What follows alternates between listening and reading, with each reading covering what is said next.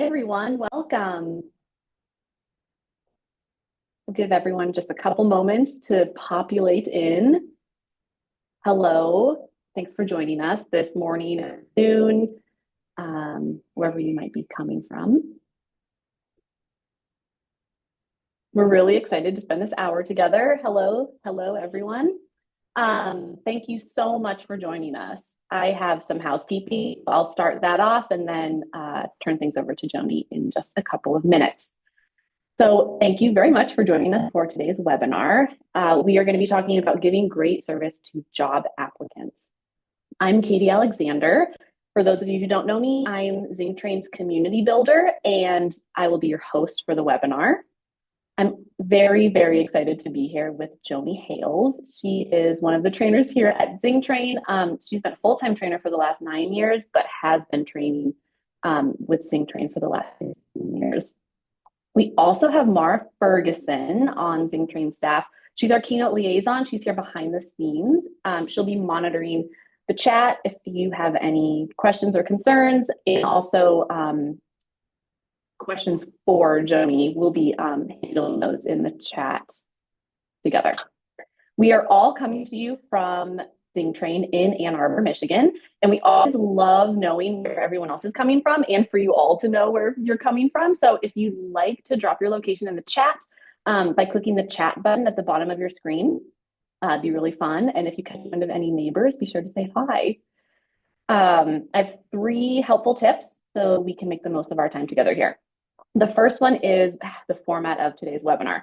So we are going to be presenting. Joanie will be presenting for the first bit, and then we'll leave time at the end for Q&A. And we, Mara and I, will collect your questions in the Q&A section of Zoom, which is at the bottom of your screen, the black bar. We'll do our best to get to as many questions as you have, but I imagine there's going to be a lot of questions. If we aren't able to get to all of them, we will share some resources in a follow-up email to help. There is also closed captioning available for anyone who would like that. You can turn it on using the closed caption button also at the bottom of the Zoom screen, and Mara is going to drop some details on how to do that in the chat. Thank you, Mara. The last thing is that we are recording today's webinar because we want to send it out to you in a follow-up email that you'll get. It's also going to live on our website, zingtrain.com. We have a whole section of free resources, including past webinars. So you'll be able to access it there and lots of other things that you might find interesting. So that's everything I've got. I will turn it over to Joanie, and I'll be back for the Q&A. Thank you, Katie. Really appreciate it. And hello, good morning or afternoon or evening to all of you who are joining us. I appreciate all of you who have joined us. And I'm like, oh, coming from India and the UK, a special welcome. You're jumping quite a few time zones to be here with us, which is quite exciting. And as Katie said, my name is Joanie Hales. I'm a trainer here at ZingTrain. I have worked in the organization for just shy of 22 years in total. And in that time, I have been on both sides of hiring. I have been the one who does the hiring and was the hiring manager. And I've also been an applicant. At Zingerman's, when you move throughout the company, you always apply, and you are applying alongside other internal candidates or external candidates. And I counted it this morning. I've applied to Zingerman's 6 times in my 22 years of being here and got the job 5 times. There was one time I actually didn't, but I've been on both sides, and I think I've learned a lot in that time. I think one of the biggest learnings is just that how we treat our applicants is really important to the culture that we already have, the culture that we want to create, how we treat them in the hiring process. It really sets the tone for their employment with us if they do end up getting hired. That's a point I'll make a couple times throughout this. And even when people aren't hired, they're still having a Zingerman's experience. And we want people to leave our businesses, to come back, or they didn't get the job, but they're going to come back as a paying customer or as a future vendor or an applicant again in the future. And all the ways that we treat them, it just says a lot about the culture and adds to the culture that we have. So I'm excited to get to share a lot of this with you. I will say, as a side note, many of you responded to the webinar invite email saying you were also really excited about this topic. So I'm glad it was resonating with a lot of you already. Many of you also shared with us what's currently working well with your service to applicants and what you want to improve upon. And that was just extremely helpful to us as we put together this webinar. So thank you for that. Thank you in advance. A couple other kind of logistical or maybe more kind of housekeeping things. Just our objectives. Again, I'm really excited to get to share a few tools with you over the next kind of 45 minutes to an hour or so. It will share with you how we build respect and care into all the stages of our hiring process, very similar to probably how many of you already are doing. We're going to, or I'll share how we make sure applicants feel valued throughout the process. We'll talk about the importance of timely responses, overall clear, consistent communication with applicants at all points in the process. And I'll expand on how delivering great service to applicants really does set the tone for our new hires, and it sets the expectation for great service.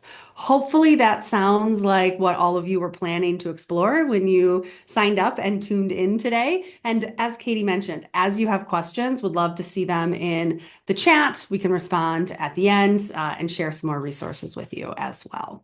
So kind of diving right into what giving great service to applicants is all about. One of my favorite Paulisms, and that's from Paul Saginaw, one of the co-founders of Zingerman's, is that employees will never give better service to the end customer than they receive themselves as employees.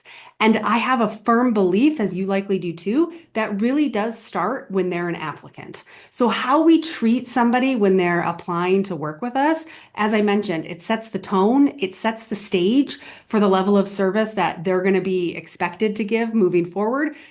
This sets the stage for the level of service they'll expect as employees in the best possible way. And as I said, even if they don't get hired, people are still having a Zingerman's experience with us, and we want it to be a good one, even when the answer is no.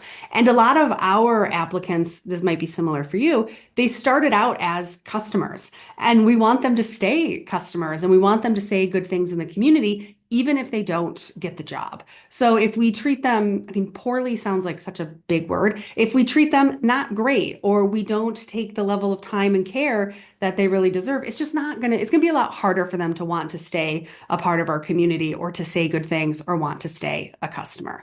So giving great service, we wanna make sure that we are focusing and prioritizing, make sure they have a great experience while they're going through this hiring process. So service to applicants, it begins before we even meet an applicant, and that's with looking at the job description. Several of you mentioned this in your registration of it was an area that you could make improvements upon of like, when do I make sure the job description is correct or accurate? I will say for us, every time we post a job, that's a great opportunity to look at the job description and make sure that it is accurate. I think it's really common that the job has maybe changed or it's morphed since the last time we hired somebody, especially if it's not somebody or a position we hire that often. So let's look at it to make sure that it accurately reflects what the current state of the position is. Take out what isn't relevant anymore, add what is now expected. And one lesson we always try to share, we try really hard to not make the description or make the job sound more appealing than it is. I don't know if you've ever experienced this before. I just think it's not uncommon to downplay some of the less attractive parts of the job. But if we don't accurately call out what the job is, someone gets hired and they're like, well, I didn't know I would have to be doing this part of it. So let's just make sure that the job description accurately entails what the job is. That way people can read it and they're going to know that, oh, this is what this job is actually going to be. Once the description is confirmed and we say, yes, this accurately depicts what this position is going to be expected moving forward, then we want to set the timeline. And you can even put the timeline into the job posting or the job description itself. And so this is something we always do. We set how long the job is going to be posted for. So that way applicants know when they see it, do they need to apply within the next day or two, or do they have another week or so? When are the first round of interviews going to be? When is the second? When do you hope to make a decision and have this person be able to start? I think this is really good service because it allows the applicant to determine if the timeline that we have is going to fit with their timeline. They might need to start right away, and you might know already it's going to be 2 months before they actually begin because we have somebody who's going to transition out, or we want to get through a big project before we bring somebody new on. So communicating that up front is just really helpful. The more we can communicate, I just think the better service we are providing. Over communication, I feel like throughout this process is not really a thing, or at least it's not a bad thing. So we want to make sure that everybody knows what the timeline is. This also includes letting the current team know what the timeline is. So when can they expect a new team member? Sometimes if we're the hiring manager, it's very clear to us and we know all of the behind the scenes and what needs to be in place. But it's good service to them to say, we're hoping to have this person in place by June 1st. Then they know what's going to be expected or how things might change around that time. I also will say documenting a hiring timeline is really good service to yourself if you are the one who is leading the hiring process. You know in advance when you want to do phone screens and you can block them out on your calendar now or block time out. Same way with interviews. I've had it before where I don't always do that. And now all of a sudden it's time to do the interviews and I have a full busy week and it's really hard to find times available to give to the applicants. So block it out ahead of time. Knowing and documenting that timeline in advance, I think it's just great service to everybody. Our process, as I mentioned, at Zingerman's is that we post all of our jobs internally. Even if we know we are likely going with someone from the outside or we have a candidate already identified, we will still post the job, at least internally, to give anyone who might be interested a chance to essentially kind of throw their hat in the ring. They can express interest. Sometimes people didn't know the position was even open, or they didn't know that a promotion or that this would be a possibility. When we post internally, we give everyone we currently work with a chance to raise their hand and express that interest. And I think that's just good service to everyone we work with. Something that came up in several, again, of your pre-registrations was around interview questions. And we won't spend a ton of time on this, but the interview questions, the way that the lens in which we want to look through in terms of giving great service, all of our interview questions are clearly documented ahead of time. We are not making them up on the spot. We're not asking each applicant a different set of questions. The whole point of an interview is, or the hiring process in general, is to try to find the most qualified candidate.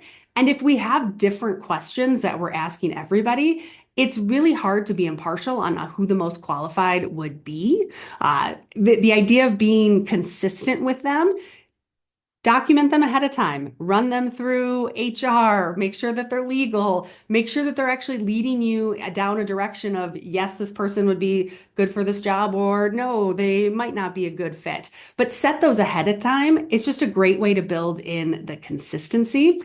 I also think it can be really stressful to come up with interview questions on the spot, or at least it has been for me in the past. So having them documented just makes them that much easier. And then at each stage of this hiring process, we want to be communicating with the applicants. I think with the help of technology, it's made it easier if you have an online platform that we use. We have an email that goes out to everyone once they apply to let them know that we've received their application. If they aren't moving forward, we have an email that goes out to them saying that they're not moving forward.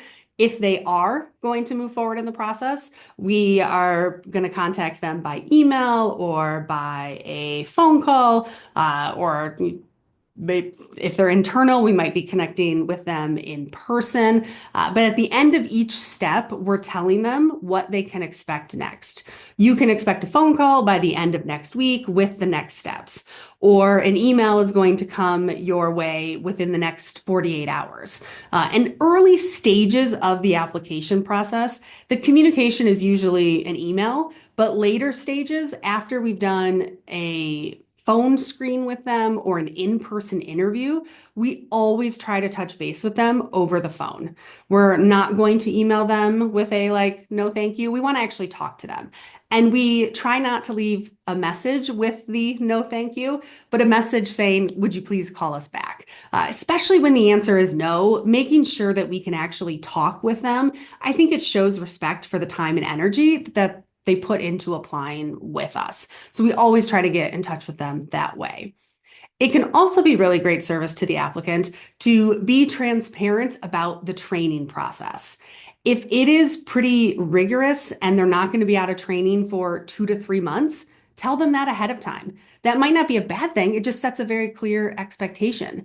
If there really isn't much documentation and it's going to be kind of a fly by the seat of your pants type training, and you're going to be thrown right in, you can tell them that too and ask for their help with some future documentation.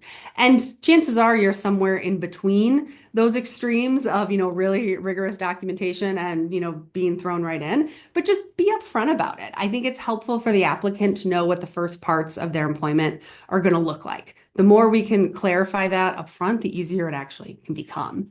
And then the last point on this slide, and where we're going to spend the rest of our time, is we try to use Zingerman's core service recipes with our applicants. If you've heard our service approach before, you're familiar with our 3 steps to great service and our 5 steps to handling complaints. So the actual steps won't be new to you, but I want to talk through how we can use them very specifically with people who are applying to work with us. Because as I said before and said I would reiterate, using these steps, it really does set the expectation for what great service is if they go ahead and get hired with us. When you get hired, what you're experiencing as the applicant is what we're going to expect you to use with our customers and with each other internally.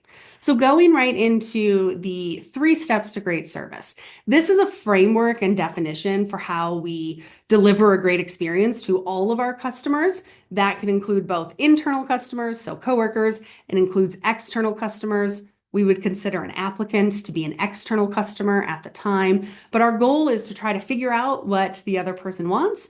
We're trying to get it for them accurately, politely, enthusiastically, and then we go the extra mile. So with applicants, we follow these 3 steps. Starting with step 1, figuring out what the customer wants. Figuring out what the applicant wants. This might seem kind of obvious, and in some ways it is. What they want is a job with us, right? That's why they're applying. But I think it goes a little bit further than that. It's figuring out what they want out of working here. Is this a stepping stone until they are, graduating college and moving into another career? Or is this their career? How long might they want to work with us? It's different for different people. When we can figure out what they want out of their experience with us, it just helps us do the next steps even better. I will say there's also physical things we can do to provide good service in this step. Many of you mentioned this in your registrations. It is things like offering them a beverage, figuring out what type of beverage they want, giving yourself enough time to complete the interview thoroughly. So figuring out how much time the other person wants to spend, interviewing them in a comfortable and kind of inclusive environment. I think those can all be considered parts of figuring out what the customer wants. Specifically, what I want to talk about, so starting with the interview questions that you are asking all of the applicants, so touching on this just a little bit more, we want to make sure that we're asking open-ended questions, the things that keep the conversation going, things that are not just yes or no answers. Do you like working with other people? If the answer is just yes or no, it's not really telling us that much about their experience or what they like about it. So make sure that they're open-ended. Give the applicant plenty of opportunity to share about themselves, about their skills, stories, or examples of when they've experienced great service. It keeps them talking.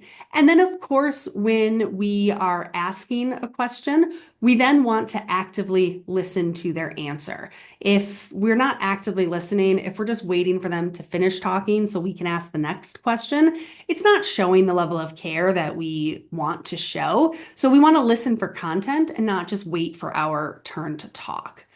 One thing I wanted to mention with the interview questions, One thing we've done in some recent hiring cycles in the name of great service is to send the applicants the questions we're going to ask ahead of time. So that way they can actually prepare their answers for the interview. And this is counter to what I think a lot of organizations do. They want to see if people can think on their feet and think quickly. And I think that's fine if the job really needs them to do that. But many jobs, when we are hiring for them, if we really think about it, we have time to think about a thoughtful response or what we would do next or take other things into consideration. So letting them know the questions ahead of time, I think sometimes we're surprised at the quality of responses that people bring because they've had time to really think about, oh, this is an example of when I gave great service or when I faced conflict or how I handled a difficult interaction. It's helpful. Consider doing it and then let us know how it goes. I will also say one thing, best practice for me is when I am actively listening, ask the question, try to listen. I tell people up front that I'm probably going to be writing down their answers. It helps me stay more engaged in the active listening when I'm writing down what they're saying. And I tell them ahead of time that I'll take notes. That way it's not a surprise. They're like, wait, why is she all of a sudden starting to write things down? Well, it's just because I'm trying to stay as engaged as I can in the conversation. So telling them that ahead of time. And speaking of staying engaged, I mean, that is what we are trying to do is engage with them. And we define engaging as spending as much time with them as they want, not as little as needed, which means we don't want an applicant to feel rushed in the process. We want them to leave an interaction feeling like they were able to express or share everything that they wanted to about why they would be the right person or a qualified person for this job. And of course, that does not mean that we have 3 hours with each applicant. Sometimes, we have these 30 minutes, but we can tell them up front, like, I really look forward to talking for the next 30 minutes. And then in those 30 minutes, we give them our full face, our full attention. We're also not trying to, like, if it's a phone screen, I'm not on my email or thinking of my task list. I'm really engaged with what they have to say and really listen to what they're saying. One of our favorite tools to use in step one, again, if you're familiar with our service approach, you will have seen it. It's the 10-4 rule. The 10-4 rule is at 10 feet, we make eye contact and smile at our customers or the other person. And then at 4 feet, we verbally greet them. So what this means for an applicant when we're in person is when we're walking towards them, we use the 10-4 rule. At 10 feet, I'm making eye contact and smiling. And at 4 feet, I'm greeting them and thanking them for coming in for the interview. Again, I think it sets the tone for what we'll be asking of them when they get hired or if they get hired in the future. We spend the bulk of our time in step one because if we're not really figuring out what the applicant wants out of working here or we know the questions and we're not engaging with them, it is really hard to do the other steps. But once we have figured out what the applicant wants, then the job or the next step is to get it for them. And I will just say the kind of spoiler of this is that it doesn't mean we just get them the job. There's a nuance to this step that I think includes just a lot more than giving them the job. So what I think this means for applicants, first, the accuracy piece, getting it for them accurately. This includes things like accurate timelines, letting people know when they can expect to hear from us again in the future. So you'll get a phone call from me by Friday afternoon at the latest. And then even better, say Friday afternoon at 4 p.m., because afternoon can mean different things to different people. Or saying an email will be in your inbox by Monday morning at 9 a.m. The communicating timelines, I think it helps take away, not even I think, I know it helps take away some of the stress that applicants might feel during what can be a stressful time of applying for a job. I also really like the practice of asking the applicant to call me back. That way, it's very clear up front. They know when the phone call is going to happen. Can you call me Friday at 4 o'clock? Then they can be in a quiet spot. I think some of the anxiety of waiting for the phone call can go away. Or whether they're going to call me at 4 or I say, I'll call you at 4, it can take away that anxiety. A piece of accuracy is also giving clear, accurate information. So it's making sure that we know the systems for how they're going to hear from us next. What are the next steps in the process? You can share the documented hiring timeline with them, confirm that they know the location of the in-person interview, that they know where to park, where to meet you, or telling them, ask for me and I'll be able to come, down from my office and talk with you, or I'll be able to meet you in the dining room or wherever it might be. This is also giving accurate information about their wage, what the time off policy is, as they're asking questions about what it might be like to work here, making sure that we're sharing that accurate information about their schedule and about what their employment could look like. And of course, if we don't know the answer to something, that is absolutely okay. People ask really good questions all the time that I've never been asked before. So we say to them, like, wow, that's a really good question. One I don't have the answer to right now, but let me go find out for us. And then make sure we give accurate information following back up with them. The second part of getting it for them is politely. And so, politely, this means we are showing courtesy and respect to everyone we come in contact with, but in this case, our applicants. When we get back to people on time, when we show up on time for the interview, when we give really accurate information, I think that is being really respectful. Engaging with them, giving them our full face or our full attention, that is being really courteous with each other. Politely can also mean using polite power of language or considering the power of language that we use. The words we say can sometimes have hidden meaning or can be said in a nicer way, or people can hear things differently. So, more on that in just a moment, but we want to make sure that the words that we use are conveying the message that we want to. And then lastly, with politely, is we try really hard to avoid lingo or jargon that the applicant isn't going to understand. I think it can be very exclusionary if we use words that people don't know the meanings to, and possibly people will feel silly asking, especially if they're in that stress or anxious feeling of I'm applying for this job, and now all of a sudden there's a bunch of things they don't understand and they don't always want to ask. An example would be like if somebody said they wanted to apply in person at our mail order business. And my response is like, oh, great. Yeah, Zemo is close to the south side of Ann Arbor. Park in front of the service center. You'll be able to walk right in. And they're like, wait, what's Zemo and where's the south side and what building is the service center? It's just not the best service I could provide. And if I just used very clear, if I thought about all the words I was using and the jargon and the lingo, if I took it out, I'd be able to much better explain where it is that they could go. Jumping back to the power of language, just very quickly, a couple of examples. Again, the words that we use can have this meaning. Telling anyone, a coworker, a customer, or an applicant, the first example on here, that you have to. If I say to an applicant, you have to fill out this application, you have to wait here in person to talk about the job. I don't know about you, but anytime someone tells me I have to do something, I will immediately revert to my teenage self. And I think, no, I don't. You're not one of my parents. I don't have to. And it can sound very bossy.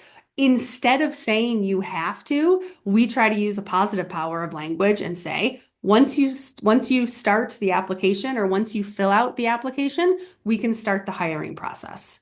Or not, again, you have to stand here and talk to the manager, but the manager will be back in about 15, 20 minutes. Do you have time to wait to speak to them in person? And if not, could we schedule a time? Both cases, the end result is the exact same, but we just get there in a much nicer way. The second example, one we have probably all heard or maybe even said in the past, is around the idea of saying no to somebody. I'm sure I've said it. It's probably been said to me. The phrase of unfortunately, we've decided to go in another direction. I don't think there's any harm meant with this, but when it's said to me, I think like, why is it unfortunate for you? Like you have the candidate you want. So now I feel sometimes like being placated a little bit and it doesn't feel good. I would rather be thanked for my time and my energy and just be told that the answer is no. So, thank you for your time and energy. We're moving forward with another candidate. Taking again that unfortunately out of there, where the focus is on thanking them for their willingness to go through this process. And it becomes more about them than about, I think, somebody else, if that kind of makes sense. So positive power of language. And then lastly, in step 3 is enthusiastically. So enthusiastically, I think it begins with just remembering that it's a privilege when somebody wants to work with us. There are lots of places that people could apply to. At least that's the job market for us, kind of in the food world in Ann Arbor. It's could be similar for you all. So when people choose to want to work here, I want them to know that I feel that. I don't want to take for granted that someone is choosing us, that someone is saying, yes, this is where I'd like to spend, more of my time. So it's a privilege. The enthusiastically, it doesn't mean that we are, best friends with everybody or that we have to always get along. Using things like the 10-4 rule and smiling and making eye contact and engaging with them, that goes a long way. I think that's a great way to show the enthusiasm that people, or the enthusiasm that you want, because I'm spending that time with you. I'm not trying to rush through the interview or through the process in general. And then the applicant, or I should say this, the definition of enthusiasm, because sometimes people will ask us, what does that really mean? We want the applicant to leave the interaction feeling like the best part of our day. Or in this case, the applicant leaves just feeling really important, that I really enjoyed getting to spend these 30 minutes on the phone with them or in person with them. If we're engaging with them, I think that's how we're giving ourselves the best chance to really make this happen. But the end point is that I want them to know I'm really honored that they took the time to fill out our application and that they want to explore this. The third step is to go the extra mile.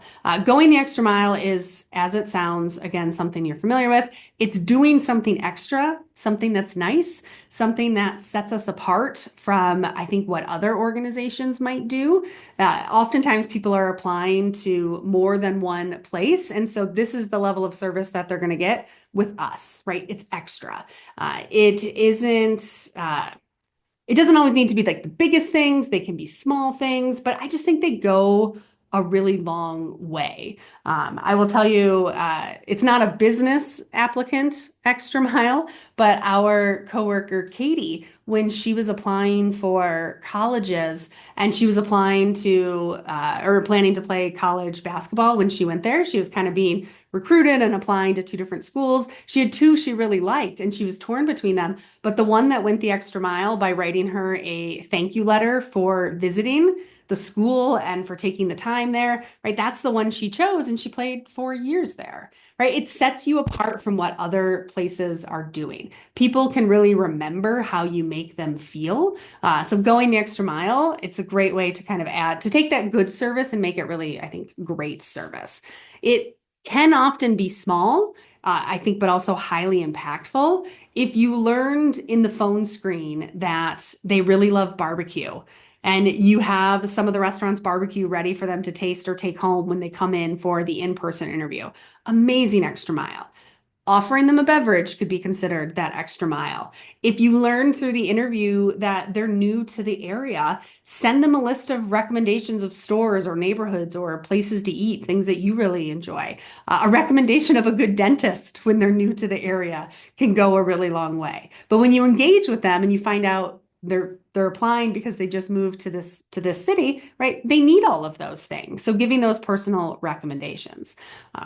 If you have told them, like, thank you, but we are going with another candidate, I think an extra mile can be telling them about other jobs that are posted that might be a good fit for them. Or you can offer to send their application to someone or to another department that you think they might be a good fit for. Telling them we're going to keep their application on hand, like that can be an extra mile. Giving them parking tips if they need to do street parking to come to the interview, right? Small, meaningful things. And I think it ups that level of service. When you all think about the service you are providing to your applicants, I would love for you to type into the chat, what are some extra miles that you all do? How do you go the extra mile for your applicants? And I won't spend a ton of time. Like, I want you to just type it in and we'll kind of keep moving forward. But if you open the chat and type it in, I would love to hear what are some of the extra miles that you like to do? Because my guess is that you already do them, maybe just unconsciously, There are things that you do for all of your applicants to go the extra mile. So this is a way to step into being more conscious of those extra things. But what are those extra things? What do you do that's nice for the people who are applying to work with you? Go ahead and think about them, type them in. We'll keep going. I love that. This way it becomes a resource. You can all kind of read back and get a chance to see what some other people are doing. And I love that. So these 3 steps, they work when we follow them. They're not always perfect, or we're not always perfect at them, but having the framework allows us to move closer to living these 3 steps in every applicant interaction. These are great extra miles coming in, so please keep typing and sending them. I'm going to go back and look through them as well. So at the same time that we have these 3 steps, we also have the 5 steps to handling complaints. And much like the 3, these steps are what we want people to do in any kind of complaint situation. It doesn't always tell us exactly how they're supposed to do it. I think that just naturally changes depending on what your job is or who you're interacting with. And again, our service approach, like we could spend hours talking about this really in relation to, our external customers, how we use it with our coworkers. But of course, we're going to talk about how we use these with our applicants. So when our applicants have complaints, how do we handle them? So if this first step is to acknowledge the complaint, I think there are numerous complaints an applicant could have. There could be things like our website crashed and they weren't able to complete the application. They didn't get the job that they wanted, could be their complaint. They thought the pay was going to be more. The job description didn't match the actual job. Somebody went to the wrong place for the interview because we weren't told the right address. And I'm sure there's even more that there could be. For maybe ease of illustrating these steps, I want to use one example kind of throughout and then happy to answer specific questions at the end. But let's say the complaint is you didn't get back to me when you said you would. Maybe that's, I thought you were going to email, I thought you were going to call, I thought I was going to find out whether I got the job or not at this time frame, and I didn't. Or at least just I didn't hear back. I wasn't communicated with in the time frame that I thought I was going to. So keep that example in mind as we talk through this. So step 1, acknowledge the complaint. When we acknowledge the complaint, the whole point is to let the applicant know that we're really listening to them. I think it can take a lot of courage and maybe even gumption to complain to somebody that we want a job from. But if we've let them down, they have every right to tell us. So we give them our full face, our full attention, and really listen to what they have to say. Let them know I'm here and I'm understanding what you're saying. This step isn't always about agreeing with them, but it's about showing empathy and showing understanding. You might be positive and be accurate that you said end of the day Friday by 5 p.m. and they heard Friday morning somehow. Regardless of who is right, someone is still stressed and upset, and I never meant for that to happen. So I can show my empathy by really listening to what they have to say. Again, whether or not I agree with it, I can still acknowledge what their complaint is. And then we can use, calming phrases to hopefully help lower their stress. Whether it's the no wonder you're frustrated, or one of my favorites, tell me more. They say, I thought you were going to hear back from me. It's like, oh no, like tell me more. When I say tell me more, hopefully they tell me more. Then I can try to get to the root of why it happened, or I can figure out where the breakdown in communication may have happened. But it's something that keeps them sharing more about what their complaint is. So I acknowledge what they're saying. Then step 2 goes hand in hand with step 1, and we want to sincerely apologize. We say, I'm sorry. And I will say we didn't, this used to just be apologize. We added sincerely because people showed us you could say all the words and not actually mean it. So we want to be sincere in the apology. And I will say, this begins with a belief that saying I'm sorry does not mean that it's our fault. And it does not mean that I'm taking blame for what happened. They might have caused their own issue by not reading the email correctly or hearing the next steps in the right way. They might have missed the deadline for applying at the bottom of the job description, right? They could have caused their own issue. but I'm still very sorry that they're stressed. And I'm sorry that they didn't hear back from me in the time that they had expected. And the reason I can always make this apology sincere is because I can always apologize for the experience they're having. I sincerely want every applicant to have a good experience. And if they have a complaint, it means it's probably not as good as it could have been. So I say I'm sorry, and I can sincerely mean that. I'm sorry that we didn't make this as good of an experience as we could have. In this step, we're not trying to make excuses or explain too much.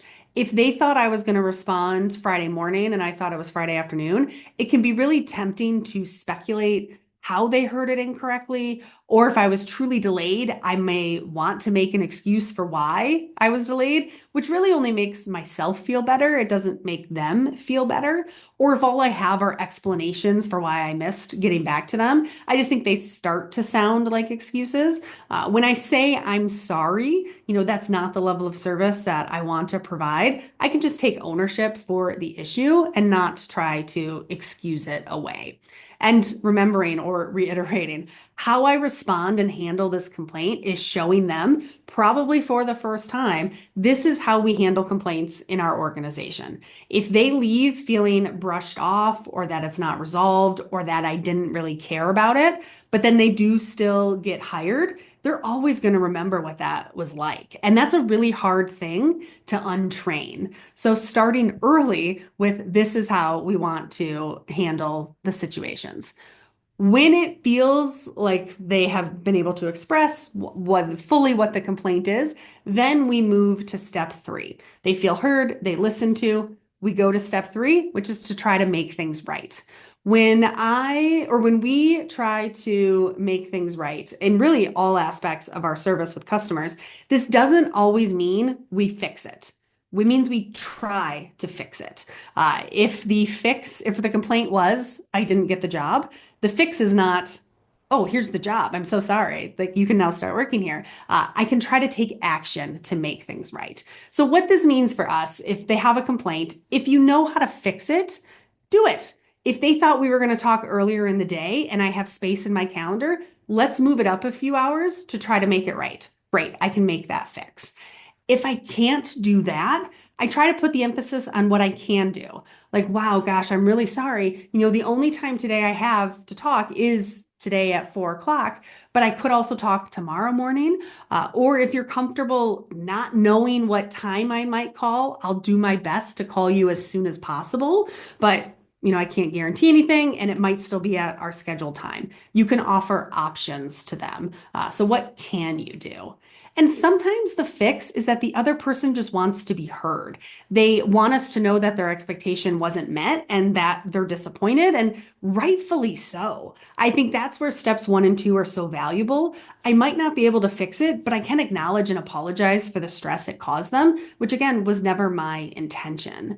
And I think lastly, keeping in mind the importance of time delay or the value of time delay, not in all applicant complaints, but there might be a time where they leave feeling really bummed or maybe even angry at something that happened. We might not be able to fix it in the moment, but maybe I can reach out in 2 weeks to check back and apologize again, or ask for a second person to reach out, because I don't want anyone leaving the application process with a bad taste in their mouth. And then kind of reiterating this, or just touching on it again, is when the complaint is that they didn't get the job they wanted.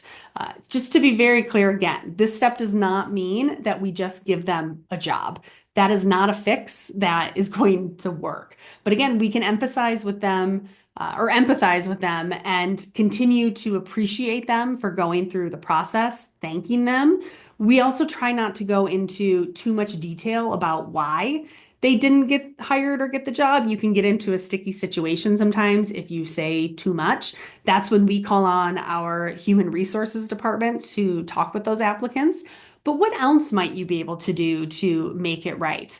Can we redirect them to another job posting we know about? Can we keep their application and call them if something comes up? Can we answer questions about the job description so they might know how to be better prepared the next time they apply? And many of you mentioned this as you registered. It is hard to say no.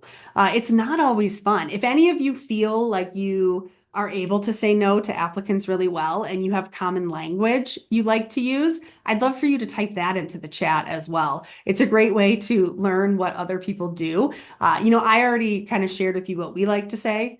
Thank you for your time and energy in the process. We are moving forward with another candidate. Uh, if you have something you like, please type it in because I would love to hear it as well. Because it is a skill. I think learning how to say no to an applicant is a skill we could all continue to add more skills around doing it. But if you have language you like, please type it in as we keep moving forward. The fourth step on here is to thank the customer, in this case, the applicant. We thank them for complaining to us. If we don't know about the issue, we can't fix it. So we thank them for letting us know that we didn't get back to them in time. Thank you for pointing out the error that's on the job description or on the website in the application. This might help us fix a system or an error for a future applicant. And so we're really appreciative when people take the time to let us know. Because the bottom line truly is we always want to know if we're not meeting someone's expectations. Someone's feedback, feedback in general is the best way of improving our service to all of our customers, including our applicants. So when our applicants take the time to let us know if we met or didn't meet those expectations, we want to know that, right? We've made some great changes from feedback from applicants, which more on that in just a moment. So we're very appreciative of them. And maybe for the last time, not for the last time, just again, reiterating how we handle their complaint tells them how we want them to handle complaints. So thanking them models to them how and why we would want to do it that way. And then lastly, the fifth step is to document the complaint. We have a form we use called a code red, whole other webinar or training. It's how we capture the voice of our external customers. Applicants are considered external customers. So when we get a complaint, we document it. We fill out this code red form. It's how we collect the data. You could also document this in a Google form. You could write it on a piece of paper. You could put it in an email, but we write it up. Every time we hear a complaint, a suggestion, or a request from an applicant, we document it, and then we can start to see what trends there might be out there, what the data is telling us. We can learn from it. We can make changes. The changes we've made from feedback, from listening, thanking, documenting it, we have shortened our application, which used to be about 8 pages long and include essay questions, right? We switched to an online platform that allowed us to share the application amongst businesses because we would get a lot of complaints about not sending someone's application to another department. One of the reasons we post the hiring timeline is because we got complaints. People didn't know when to expect to hear from us. The reason we build looking at job descriptions before we post is because applicants complained the job they got hired for wasn't what they were expecting. So applicants can tell us really great information to make the process better for everyone, including ourselves. So we always want to document. So these 5 steps, we know just like 3 steps, they work when we follow them. They don't work when we don't follow them. Because our applicants are our customers, we want to handle their complaints with the same care as external customer complaints for all the reasons we've already talked about. So kind of having covered a lot, service to applicants entails a lot. The main key points I hope you are able to take away or are taking away is just to continue to treat applicants with care and respect at every stage in the process. Make sure you're sending timely responses and being really transparent with your communication. And of course, giving great service to applicants shows them, maybe for the first time, what the service expectations are. We are setting the tone, we're setting the bar, and we're setting that expectation really early on. So all of that, you're going to get this recording so you can refer back to it as needed. But in the time that we do have left, I will turn it back to Katie, who's going to share some of the questions you all have been thoughtfully asking throughout. Hello again. There's so much in a really good way. There's so many ways to be very considerate to an applicant, and there's a lot of touch points throughout the process that all really adds up to demonstrating a really great experience or hoping to. Yeah. Yeah, thank you. We do have a couple of questions, and I've also pulled a couple of things to sort of go further into based on what people wrote into us before Mhm. the webinar. So I'll start. Amanda, who's with us, has asked, when a candidate asks for feedback about what they could have done differently, Mhm. and I'm assuming this is like because they did not get the job. Yeah. What are some ways that you might respond to that? That's one of my least favorite questions when people ask. Not that Amanda asked it. When applicants, I mean, they have every right to ask. I often do refer to our HR departments because there are things that you shouldn't say, couldn't say, don't want to say. I mean, focusing on the skill sets that they do have and just we found someone else who fits more of kind of what it is that we were looking for. Uh, Thanking them for their time. If there was very specific, like we were looking for somebody who had experience, with Excel and they don't have that, I think that's okay to kind of mention, right? Like next time, if you were able to learn more about this and come, I think it would make the job transition much, much easier. So if there's a couple skills that you point out without getting into too much detail, I think that's okay. And then it's also referring them to HR if you have an HR department because we've That's had some helpful, Amanda. yeah, yeah. HR helps. Um, so a lot of people wrote in about wanting to quicken up their entire hiring process. Is that Hmm. feeling like a challenging thing for them, as a way to give better service to applicants and then also not lose out on good applicants to other Yeah. jobs? So what are your thoughts on how to do that, or how, just like sometimes it's good, sometimes it might not be the best thing, but just how would you How kind of, to shorten the hiring process. yeah. Yeah. I think one, documenting the timeline is really helpful because then again, you can block out time on your calendar so you're not waiting. Like, oh, I wish I could do phone screens this week, but now I can't. Now it's going to be a week later and everything gets pushed back. So having a clear timeline and then planning out for that can be really good. Looking at all of the steps of your process, is each step truly taking you closer to a yes or a no?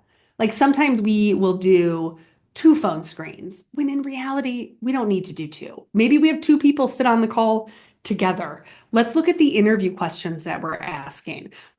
Are the interview questions actually taking us closer to a yes or no? Because sometimes there might be we might be asking things or looking for things that aren't as relevant as they could be. So making sure that everything takes you to that yes or no is a way to, I think, in many ways help shorten it. Um, I know like our mail order business, they do a lot of their hiring pretty much on the spot now for the holidays. You show up with a job application, they put you through a performance test, and you might leave at the end of 30 minutes, and you're going to know whether you have a job or not for the holidays. So, I mean, that's a very extreme type of situation and very task based. But there might be things like, let's come on in and let's make that decision right now. You could look at it that way too. Yeah, this is a related question. Mhm. What are some ways, thinking about like another way that maybe the hiring process could be quickened is how you decide on who moves forward at each Mhm. stage. And so one of the questions I think a couple people asked it were, what are some ways to like whittle down a really large applicant pool before you get to the in-person interview? Yeah, I think it can be what criteria are your like non-negotiables? I can't think of the exact word right now. I can't think of the exact word, but what is it like these are the performance expectations. Like this is what everybody it's not just the desired qualifications, but it's the like required ones. Yeah, you could call it deal breakers. Thank you, Mandy. Like this is what we need. You need experience in this software and in these skill sets. And if somebody doesn't have that when they apply, like right, that's a step to help whittle it down a little bit. Um, Again, looking at the questions that you ask and I know like a lot of our businesses, when we do, if we're hiring like multiple candidate or looking for one candidate, but we're, talking to multiples, it's after you have the phone conversation, kind of ranking them. Like, yes, everyone answered these same 6 questions and I just talked to 10 people. I'm only moving 4 forward. Okay, who are my top 4? When I look at their application and the answers to those questions, these are the ones I want to move forward with. Sometimes it'd be nice if there was just like the very easy, like, oh, they checked a box and so they're going to move forward or not move forward. I think there's more nuance to it. But knowing your criteria or your deal breakers ahead of time, I think makes it a little bit easier. Yeah. Annie has asked here in the moment. This is again about giving feedback. Sometimes we receive very negative feedback from a candidate who was not selected. Mm-hmm. Would it be appropriate to respond to these comments or provide some kind of follow-up, even if their frustration stems mainly from not being chosen? I suppose, I mean, I maybe have a follow-up question. If they are reaching out to us directly to say, I'm really disappointed that I didn't get the job, like, yes, we're going to respond. We would use the 5 steps and hopefully help them feel better about it. If they, and I don't know if this is the question, like if they write comments on a Google review or Yelp or somewhere that's very public, about not being chosen, we would also respond to that and say like, wow, gosh, I'm really sorry. We clearly did not, provide the experience that you were looking for. I'd love to follow up with you offline and then write my email into the comment and hopefully they would email me back for it. Um, Hopefully, I mean, yes, we want to respond. And again, the make it right is not to give them the job. It's just to show empathy and to really listen and like appreciate them for reaching out. And again, like I I'm so appreciative that you want to work here as much as you do. And I'm really grateful for that. At this time, right? This is the path we're moving forward with, but I'd love to follow up with you in a couple weeks or a month or in the future when another position might be available. Yeah. I apologize. Did you talk about the value of time delay? I did a little A bit, yeah. little, yeah, Yeah. because I was just thinking that's also another like I- can talk further with you, but schedule it out a little bit, Yeah. which Yeah. gives both of you time to not be necessarily in the emotional place. It can be an emotional place. Yeah. It certainly Yeah. can be. Or just even if you left the interaction, you knew that they weren't happy in 3 or 4 weeks, just reaching back out and saying, I'm still thinking about our interaction, or I'm still thinking about, how the process went. And I just wanted to again apologize that we didn't respond in time or that the description wasn't clear or that made it, more clear about, who would be qualified for the job or not. Reaching back out in that time delay, I think goes a long way. Do you have any recommendations of interview questions to ask to learn about an applicant's enthusiasm for customer service?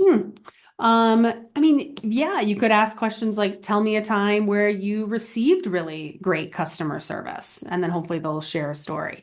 Tell me some of your favorite extra miles that you like to go for customers. What is it about customer service that you enjoy the most? What do you find the most challenging about it? I think it's again those open-ended questions that keep the conversation moving forward. Stories or examples when they have time to reflect on how they've given service in the past or how they've received service, I think are wonderful things. You can kind of see as somebody lights up when they talk about really great service, or you can see if they're like, oh, I've never gone the extra mile for a customer. So yeah, Yeah. questions that keep it going. This is a little related to this is the last question I have on our official list, but if there are any others, we would have time for one more from the audience if anyone wants to get one in. Oh, look, here's one. Uh, could you give the candidate feedback and advice so they can apply again once they acquired what they may be lacking? Yes, carefully.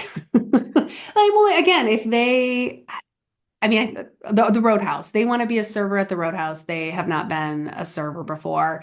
We maybe we only hire people with serving experience. So telling them that, saying, I feel like you would be a fantastic fit for the service and for the culture. We do ask that people have serving experience. If you go work at another restaurant, please apply again. I think things like that are totally fine. Or again, if you learned how to use this software, it would, push you into being even more qualified for this job. So yes, I think that you can. Again, we don't want to share too much information or point out like this person was better. Like just keeping it to the facts kind of thing, I think is okay to do. Yeah, and of course not making any promises that you might not be able to keep in the future. Absolutely. Yeah. Absolutely don't do that. Yeah. We can all get in trouble for that. Well, it is 2 p.m. We have been together for 1 hour, and I want to respect everyone's time. Thank you all so much for joining. It really, from the responses that you gave us and from the number of people here today, it really felt like it was a really timely topic. And so I'm glad that this all came together for us to be here. And thank you for asking such great questions and being really specific about like what you feel like is going well and what you really are hoping to improve on and sharing with one another as well in the chat. Joanie, thank you very much for spending the hour with us. Thank you very much. Thank you all very much. It was a pleasure. Mara also behind the scenes, thank you. And as you can expect, just to say quickly, like this scratches the surface of a much larger conversation about systems and tools that support new hires, people that are interviewing, your employees that are going through that process.